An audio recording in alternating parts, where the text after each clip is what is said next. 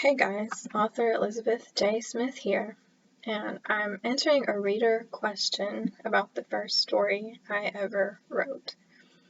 Was that as a child or as an adult, and what was it about?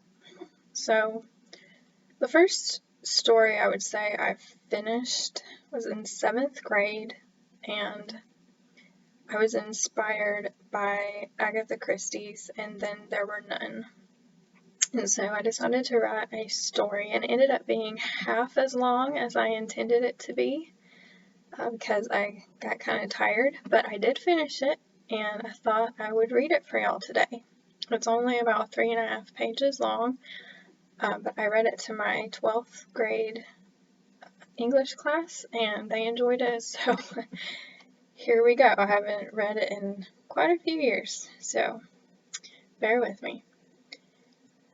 Twisted Christie Mystery writer Kitty Fisher presents her first Twisted Christie Mystery. The Mystery in Saint Ives. Howdy! I'm Kitty Fisher, ace reporter for the Saint Ives Times. But I wasn't always ace reporter. Let me tell you about my first case. It was the first sunny afternoon in May, and I was sitting in my back garden when I received a phone call from my friend, old Mother Hubbard, the town widow, telling me that her dog was going nuts about an ambulance down the street. "I think they're at Mary Muffet's cottage," she announced. "My first story! Maybe I can get the scoop," I thought proudly. After thanking her, I grabbed my camera and notepad and headed toward the excitement. When I arrived at the scene, I found the head EMT and asked him what the matter was. "Poor Miss Muffet got bit by a black widow. It killed her almost instantly." "Eek! I think I have some in my potting shed." I snapped a few pictures of the scene and went to talk to the manager of the Hey Diddle Diddle dairy farm. She had quite a lot to say. "Well, little Miss Mary always shows up on time, being my secretary and all. Never been late in her life. Anyway, when she didn't show up for work this morning, I called the sheriff to see if he could send someone to check on her. Well, I was so worried that I headed over there myself. When I arrived, the first thing I saw was about 10 police cars and an ambulance. Next thing I knew, they informed me that she died last night of a spider bite.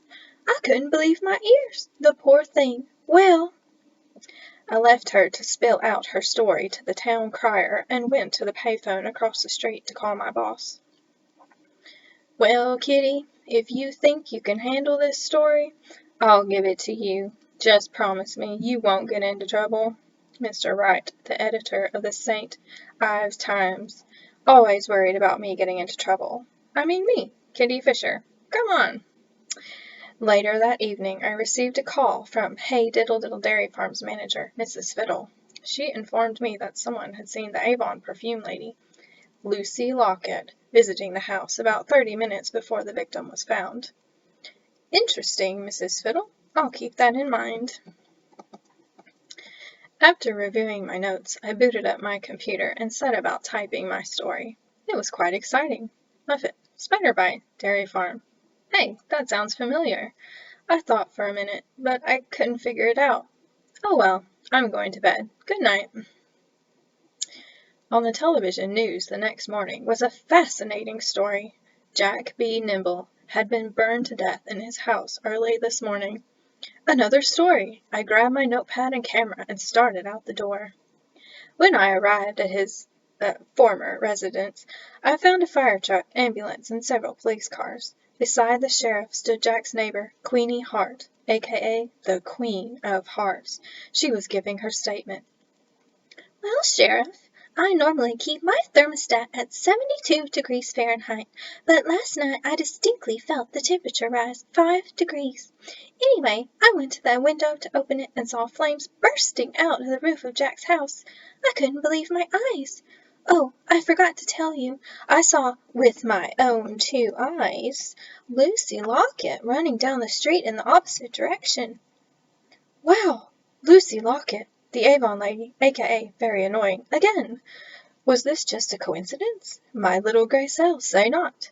I'm an Agatha Christie fan. What can I say?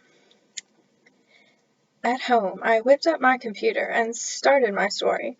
Headline, Jack Be Nimble, Burned to Death by Fire.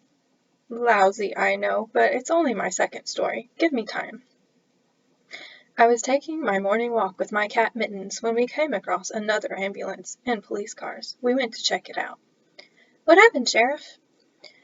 John Smith fell off his balcony this morning, Sheriff said bluntly. Oh, no, not Humpty Dumpty. He helped me get over my fear of heights. John Smith is, or should I say was, an eclectic man that dressed up as Humpty Dumpty to entertain the kids at the children's clinic. I found his wife, Susie Smith, and asked her to enlighten me with her story. Well, sniff, sniff, you know, John worked, sniff, sniff, at the children's hospital as Humpty Dumpty. He came home, sniff, sniff, this morning as I was talking to the Avon lady, Lucy Lockett, about a new perfume called Scramble Sensation. Stinky stuff, sniff, sniff. When John came home with his egg suit on, sniff, sniff. He always looked so handsome in his egg suit. I rolled my eyes. He wanted to go upstairs to take a nap. Then Lucy said she had to leave. 5 minutes later, I went outside to pick some flowers when I found my Johnny dead on the lawn.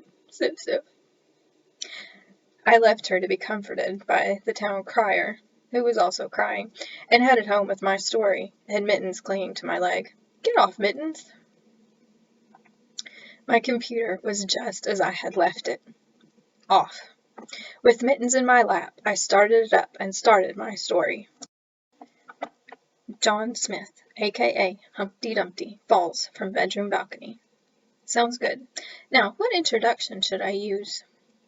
When I checked my email the next day, I found a message waiting for me from Mr. Dock, owner of the Hickory Dickory Dock Clock Shop. It said, Dear Miss Fisher, I thought it was my duty to inform the local newspaper of this tragedy. As I was taking my daily walk on Wishing Well Hill, I encountered Jack Hill. We had a most enjoyable chat. Well, I had only left him for 5 minutes when I heard a scream. I turned around and saw Jack rolling down the hill. Well, he bounced off the rocks at the bottom and broke his neck.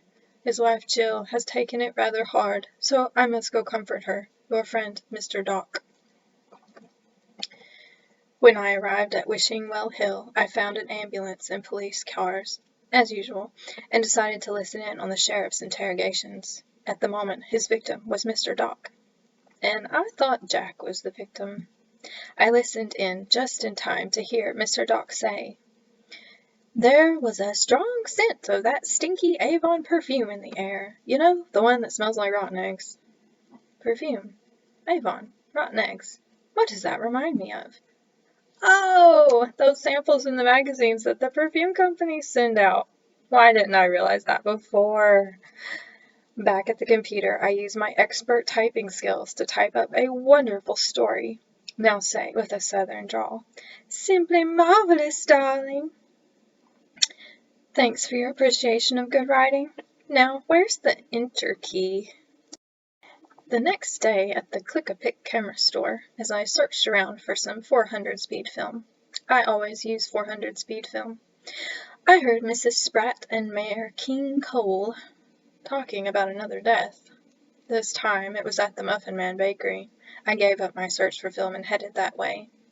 As you may have guessed, there were police cars and an ambulance there too. And to my surprise, behind the sheriff stood none other than the obnoxious Lucy Lockett, a.k.a. the Avon lady. I had to go question her. As I neared her, I smelled the distinct smell of rotten eggs.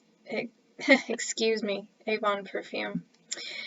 Excuse me, Miss Lockett, were you a witness to the accident? Could you please tell me what you saw? Oh, yes, it was terrible, she wailed, about bursting my eardrums. When I came to buy some blueberry muffins, I found Jane Doe wearing her muffin suit face down in a puddle. The poor thing couldn't get up. The muffin suit was rather large and cumbersome, and apparently she drowned. I quickly scrawled all that down. When I looked up, she was gone. I started to go after her when I landed face down in a puddle. I looked to see what I tripped over and found a leather purse at my feet. I wonder who left that there, I thought as I stood up.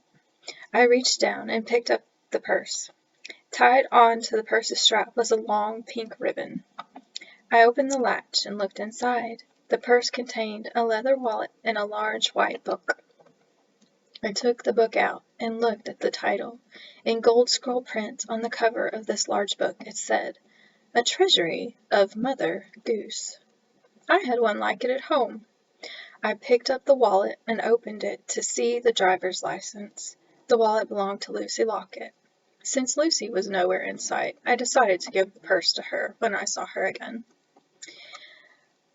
Back at home, I fixed me a pot of mint tea, my favorite, and sat down in my window seat with Mittens to think about these mysterious deaths. As I pondered the mystery, I decided to look through the Mother Goose book that I found in Lucy Locket's pocketbook. The first 5 nursery rhymes, Little Miss Muffet, Jack be Nimble, Humpty Dumpty, Jack and Jill, and the Muffin Man, were highlighted. Why did they sound familiar? Then, Eureka! I've solved the mystery, Muffin! Muffin looked at me with a look that said, "Did you have to shout? I was in the middle of my beauty sleep." I picked up Lucy Locket's purse and headed to the police station. At 10 o'clock the next morning, I stood in front of the judge in the county courthouse explaining to him my story. It was just 5 days ago that I received a phone call informing me of the beginning of this mysterious sequence of events. The first death, Miss Mary Muffet, was caused by a spider bite. In the Mother Goose nursery rhyme, Little Miss Muffet, a spider scared Miss Muffet away. But unfortunately, Miss Muffet didn't get away this time. The second death was that of Jack be Nimble. He was burned to death. In the nursery rhyme, Jack be Nimble, Jack jumps over a candlestick, but this time an overturned candlestick killed Jack. Thirdly was the death of John Smith, otherwise known as Humpty Dumpty to the kids at the hospital. He fell, or should I say was pushed, off the balcony and suffered from a broken neck. Humpty Dumpty fell off the wall, and all the king's horses, ambulances, and all the king's men, EMTs, couldn't put Humpty Dumpty together again. The fourth death was none other than Jack Hill. Mother Goose plays a part in this too, for her nursery rhyme, Jack and Jill, sets the scene for this tragedy. Unfortunately for Jack, you couldn't plaster his head back together. And last, but not least, we have the 5th and final death of Jane Doe, owner of the Muffin Man Bakery. She drowned in a puddle because her Muffin Man suit was too cumbersome for her. The Muffin Man is also a Mother Goose nursery rhyme.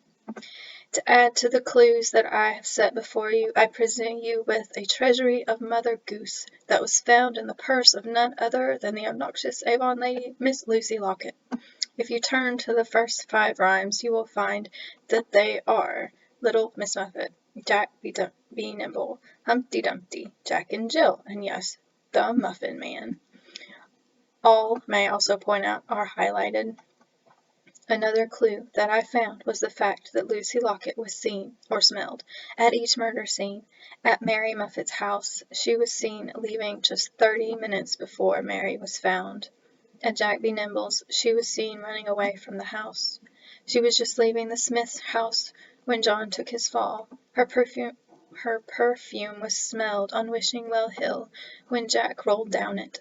And, last of all, she was there with the police and EMTs at the bakery. So, as I come to the conclusion of this sad story, I will tell you who the murderer is. It is Lucy Locket, the Avon lady. With that, I went to my seat and sat down triumphantly. It was 10 minutes later when the jury came back with the verdict. They handed the judge a piece of paper and filed into their seats.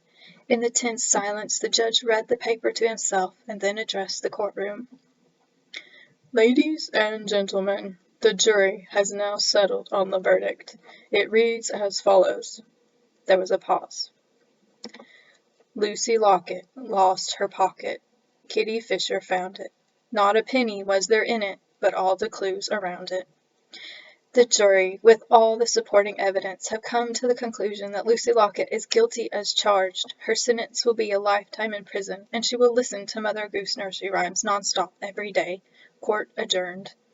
And that, my friends, is the perfect ending to a perfect mystery solved by me, Ace Reporter Kitty Fisher. No autographs, please. Okay, guys, thanks so much for listening to my semi-blind reading of my mystery in Saint Ives, Kitty Fisher. I will say that I don't have a vendetta against Avon ladies, because at the time that's what I wrote. So if you saw Avon, please don't take offense to my 7th grade self. So thanks so much for listening. If you have any more questions, please drop them in the comment section below. Have a great day.